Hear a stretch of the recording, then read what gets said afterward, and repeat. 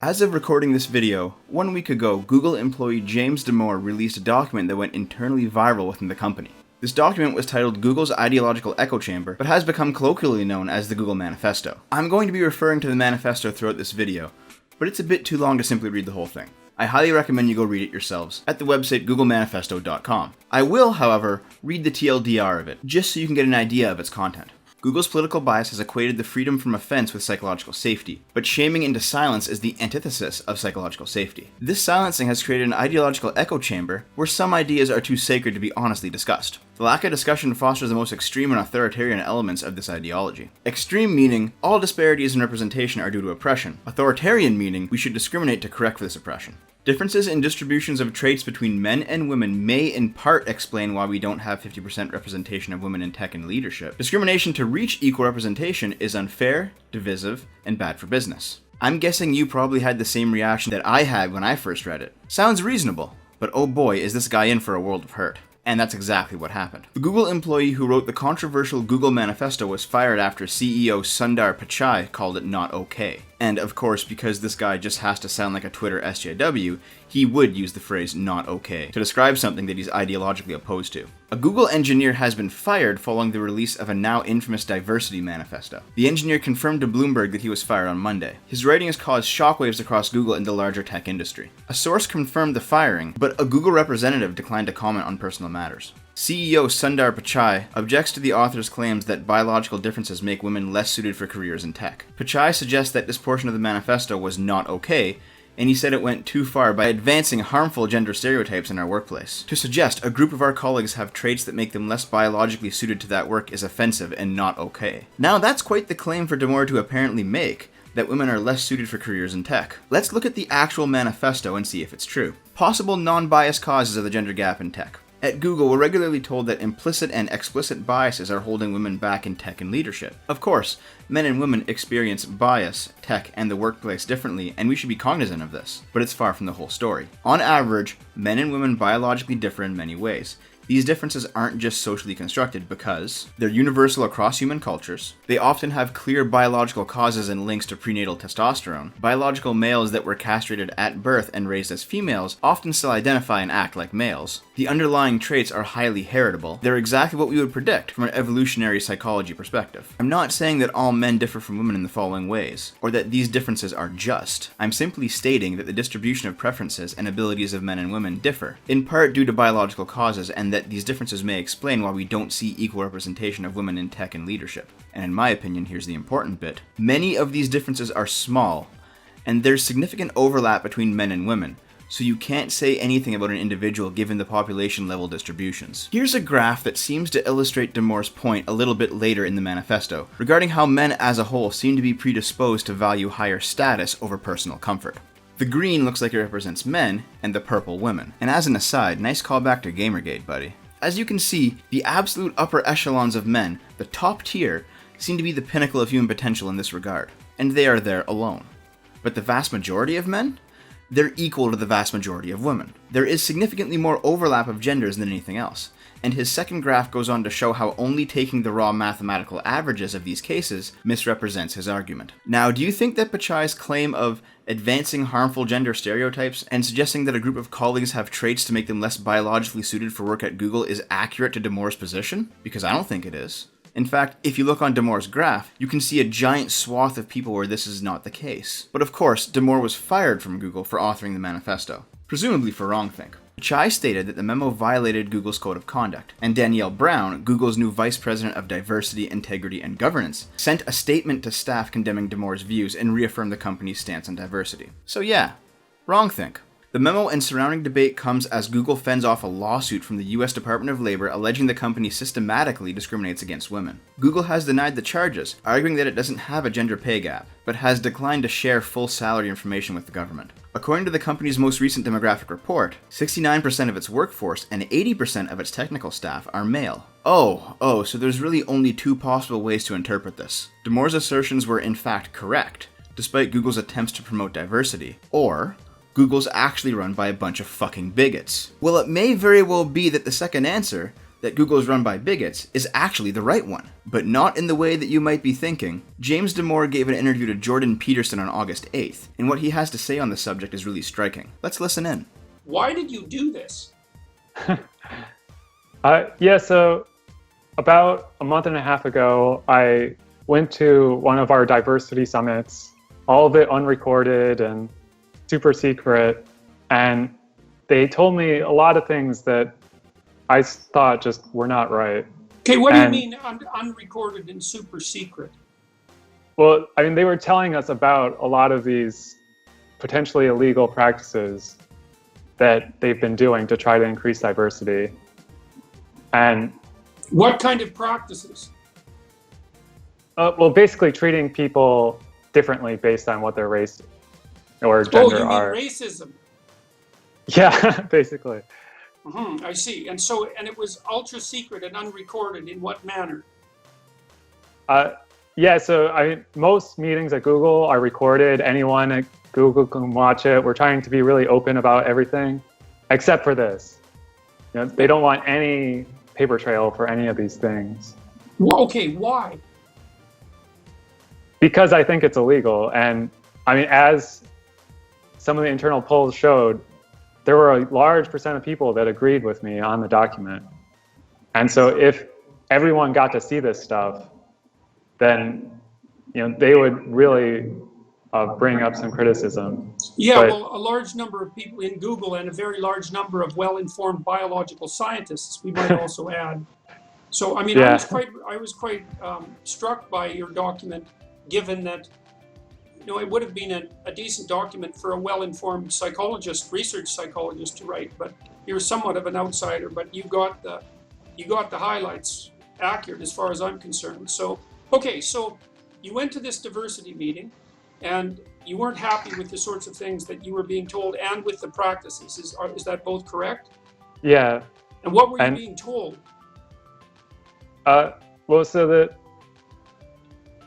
There's a lot of ways in which they pressure people to increase the diversity of their team. And, there's no way to do that besides actually choosing someone based on their race or gender, right? It's certainly also distressing to hear that there is acceptance of the idea that diversity can be mapped onto race and gender, especially with regards to performance, because there's no evidence for that whatsoever. So, okay, so you went to this meeting and then you decided to write this document. And how long had you been working on it before you released it? So I was doing it throughout my free time. I just wanted to clarify my thoughts on this, and I really just wanted to be proven wrong, because if what I was saying was right, then something bad is happening. And so about a month ago, I submitted it to feedback to that program, and I saw that people looked at it, but no one actually said anything. And what sort of feedback did you submit? I basically said what I said in the document, and then I linked to the document itself. And so I actually published this about a month ago. And it was only after it got viral and then leaked to the news that Google started caring. Okay, so how did it go viral? And do you know, and how was it leaked? There was a group at Google called Skeptics. And so I was like, okay, maybe they'll be able to prove me wrong in some way. They're skeptical about things, right? I don't know. I was naive, I guess. And so I sent them a message okay, what do you think about this? Is Google in some sort of echo chamber, or am I in an echo chamber? And then it just exploded after that. And our internal, it was just spread throughout all of Google. Do you know, was it the skeptics group that started to spread it around? Yeah, and then there were a lot of upper management that specifically called it out and started saying how harmful it is and how it's unacceptable. This sort of viewpoint is not allowed at Google. Yeah, what sort of viewpoint exactly? The idea that there are differences between men and women that actually might play a role in the corporate world? That's an opinion that's not acceptable? Yeah, it seems so. Oh, so Google is racist and sexist. But apparently in the name of diversity, as in discriminating against white men. I know that the bullshit SJW definition of racism and sexism is prejudice plus power, but legally that's not the case. This is illegal, which is presumably why these meetings are unrecorded and not released to the public. It's no surprise to me that Sundar Pichai, Danielle Brown, and a couple of other Google execs are regressive left ideologues. This does seem to be the case at a lot of the big tech giants right now. It's also no surprise to me that a lot of the underlings actually end up agreeing, at least in part, with Damour's less ideological and more reasonable point of view. An examination of the internal memos at Google while the manifesto was going viral, but before it became public knowledge, shows that a number of employees do, in fact, question Google's diversity at all costs stance. But does anybody want to take a guess at how the news media decided to spin this story? James Damour, the Google employee fired for his controversial manifesto, is almost certainly not a victim of a free speech violation. Why free speech couldn't save that Google engineer's job? I'm a woman in computer science. Let me lady-splain the Google memo to you. How you can use the Google Manifesto to advance women, not gender stereotypes. Google firing its manifesto engineer is a powerful lesson in emotional intelligence. And many, many more. I don't need to go through them all with you. Links are in the description if you want to check them out yourself. But all these articles revolve around 3 arguments. 1. That the hurt feelings of the employees that found themselves feeling judged or shamed or misrepresented or whatever is more important than the factual accuracy of the manifesto. 2. Keeping the ideology intact is more important than considering alternative points of view. 3. That the First Amendment protects against government infringing on free speech, not private organizations like Google. Let's go over all 3 of these points. 1. The reactions of many journalists, as well as the official reaction by Google's staff, seems to consist of feelings over facts. In doing so, these people obfuscate the facts presented within the manifesto. General trends of large groups of people become specific statements about coworkers. Talking about ways in which current diversity projects are failing becomes an opinion that wants no diversity at all. For an emotional reaction to be sufficient, things had to be blown out of proportion. Fringe interpretations become the narrative that the media coalesces around, solely to stamp out dissent. But in reality, not only are the hurt feelings of employees not more important than the facts, but these facts are distorted in order to generate the maximum amount of hurt feelings possible. 2. The Google Manifesto specifically states that the author, Damour, is not interested in being anti-diverse. It states that many women at Google are deserving of their positions due to their hard work and dedication. The manifesto advocates for a let things fall where they may approach. Rather than courting specific demographics in an effort for 50-50 parity, allow talent to rise to the top solely on merit. And the women who have the merit will rise just as well as the men. Damour said specifically in the manifesto that he believes sexism exists, and that he values diversity, but that Google's approach to the problem was wrong. He advocated for treating people as individuals, not as just another member of their group. The problem with this point of view wasn't that it was flawed, or that it was sexist. It was that it went against the ideology of Google's top brass. When everything is seen through the lens of victimhood, alternative opinions and solutions to the problems of bigotry are also considered to be bigotry. 3. The First Amendment does, indeed, protect against the government infringing on free speech, not Google. And unless you're part of a union, or you have specific stipulations in your hiring contract that say otherwise, or it can be proven that your employer broke the law in firing you, you can be fired for any reason. Or even no reason, just like you can quit your job for any or no reason. It works both ways. It seems to be well within Google's legal rights to fire Damour for publishing his manifesto on their internal servers. That is a consequence of his free speech. However, is it unethical of Google to fire him? Considering that the manifesto is not inflammatory, it's not discriminatory, and it's backed up by scientific fact? I think it is. It's legal, but also unethical. And now that the public knows that Google, though entirely within their legal rights, has acted unethically, should we use our own free speech rights to push back against Google? Yes, we should. But I don't think Google's going to allow us to do so, at least not on YouTube or other Google-owned platforms. Remember the adpocalypse of a few months back, where ad rates plummeted and despite YouTube's insistence to the contrary, never really recovered? Well, we've now entered into a second round of YouTube restriction, known as the limited state. In a recent YouTube blog post titled An Update on Our Commitment to Fight Terror Content Online, a number of methods YouTube uses to moderate their platform are described. I'm going to read a few choice sections for you, and try to give you an honest interpretation of them. Tougher standards. We'll soon be applying tougher treatment to videos that aren't illegal, but have been flagged by users as potential violations of our policies on hate speech and violent extremism. If we find that these videos don't violate our policies but contain controversial religious or supremacist content, they will be placed in a limited state. The videos will remain on YouTube behind an interstitial, won't be recommended, won't be monetized, and won't have key features including comments, suggested videos, and likes. So basically, the limited state is where YouTube is going to be placing videos that contain content that they consider to be controversial, even if the video breaks none of YouTube's rules. These videos will generate no revenue and will garner no audience interaction or growth. YouTube could just boot these videos and their creators offline, but I think the people over there are smart enough to know that keeping up the pretense of YouTube being a free speech, free-for-all platform where people can hear from other people and not just approved sources is integral to their business. But it's also clear that YouTube does not want people who create this content around anymore, and this is them squeezing those content creators hoping they'll up and leave on their own. And this is happening right now. Mundane Matt's channel made $15 on 101,000 views, which is ridiculously low, presumably because he's a political YouTuber. Turn off that pesky ad block. Turn off that pesky ad block.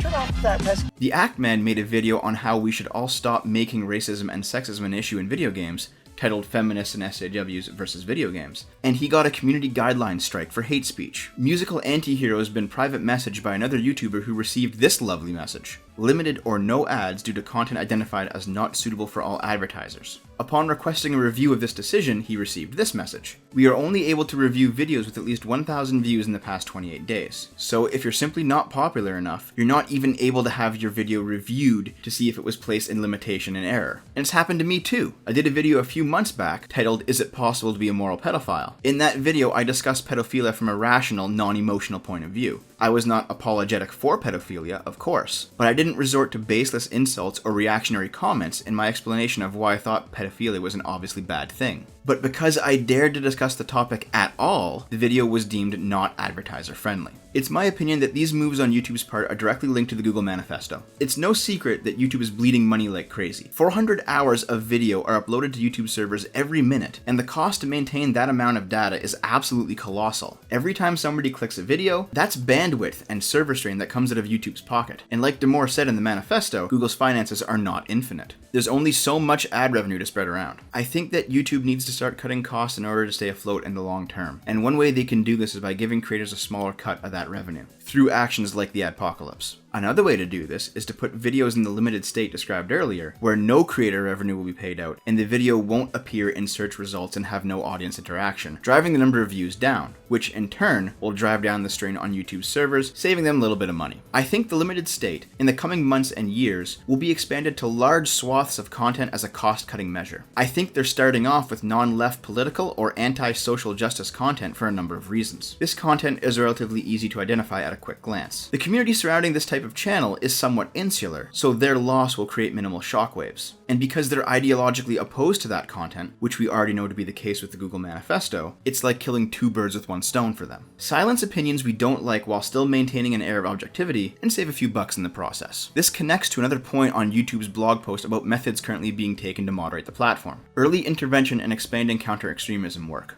We've started rolling out features from Jigsaw's redirect method to YouTube. When people search for sensitive keywords on YouTube, they will be redirected towards a playlist of curated YouTube videos that directly confront and debunk violent extremist messages. Well, okay, when somebody searches, say, how to join ISIS, they're gonna get videos related to why ISIS is bad, how to get help, etc., etc. That's not necessarily a bad thing. But recall the Google Manifesto again. Recall Sundar Pichai's blog post describing the women at Google as hurting and feeling under threat. I do not trust YouTube's determination on what should be covered by redirection. This honestly sounds to me like in the near future we're going to be seeing a scenario in which somebody searches for anti-SJW on YouTube and the search fetches a bunch of social justice videos telling him that social justice is the superior ideology and that the people who disagree are bigoted. More experts.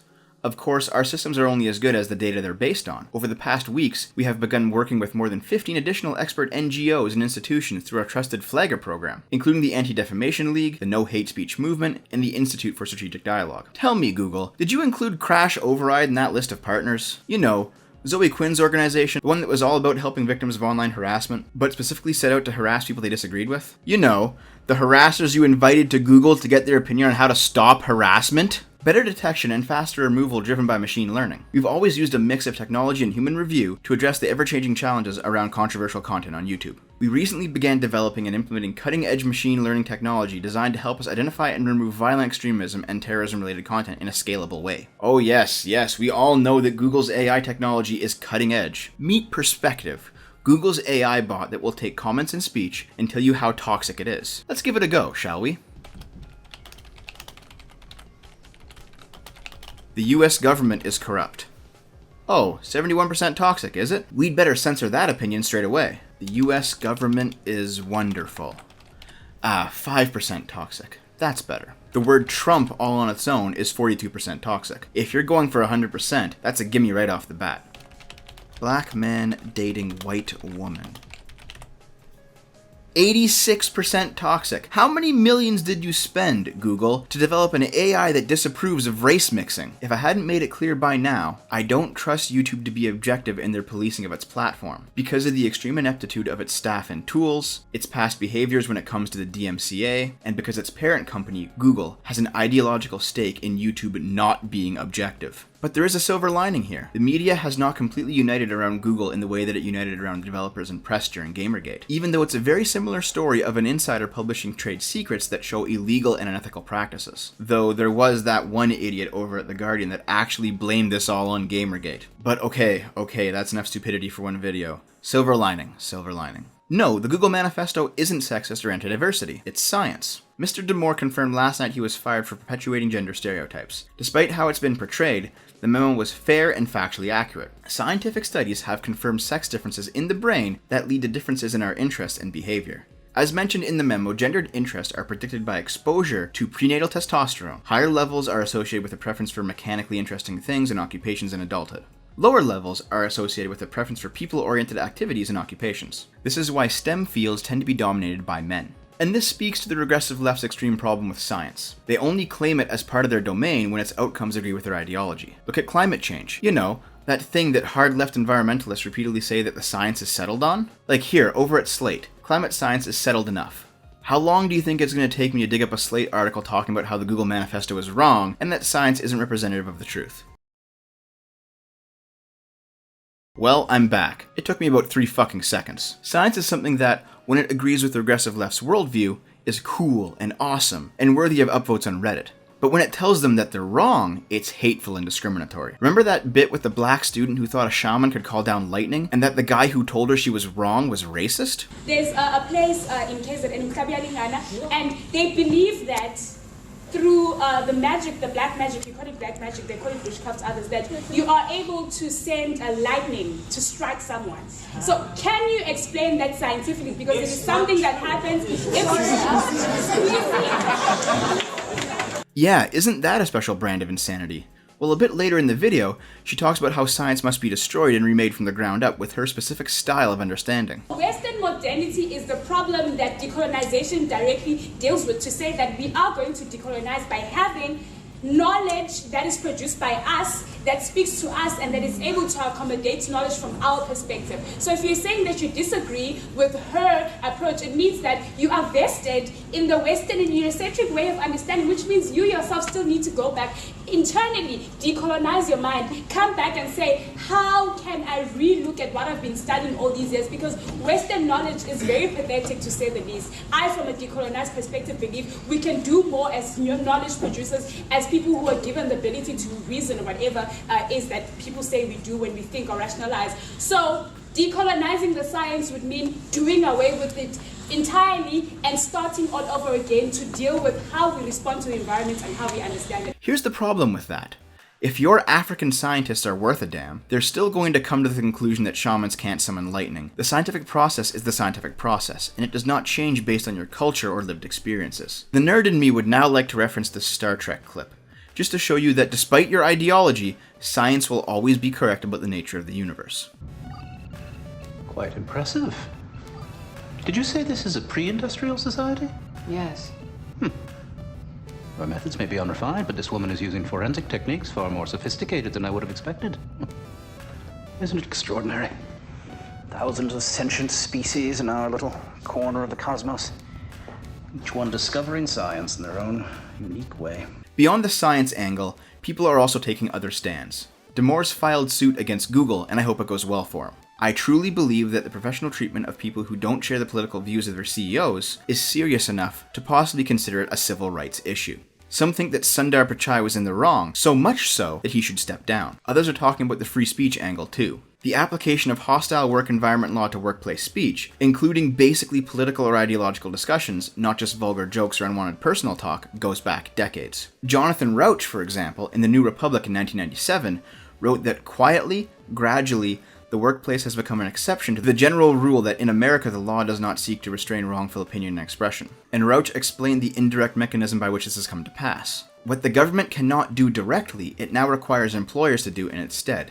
Police discriminatory speech. It seems to me that conservatives aren't really all that welcome within Silicon Valley. I'm not even a conservative, and I can tell that rational conservative arguments are being snuffed out at major tech companies in the USA, in favor of feels-based, regressive left policies, as well as more than a few cry sessions after Donald Trump's election. I think political affiliation and opinion should be protected by law from firing, in the same way as race, religion, gender, sexuality, ethnicity, and so on. It's the only way to ensure diversity of opinion at these companies, which by the way is far more important than surface-level diversity like race and sex. And yet the higher-ups at these companies just don't see that there's a problem with how they treat conservatives. The subject of Google's ideological bent came up at the most recent shareholder meeting in June. A shareholder asked executives whether conservatives would feel welcome at the company. Executives disagreed with the idea that anyone wouldn't. The company was founded under the principles of freedom of expression, diversity, inclusiveness, and science-based thinking. You'll also find that all of the other companies in our industry agree with us. Either they're entirely unaware of their horrendous and unethical treatment of people that disagree with them, or they just simply do not care.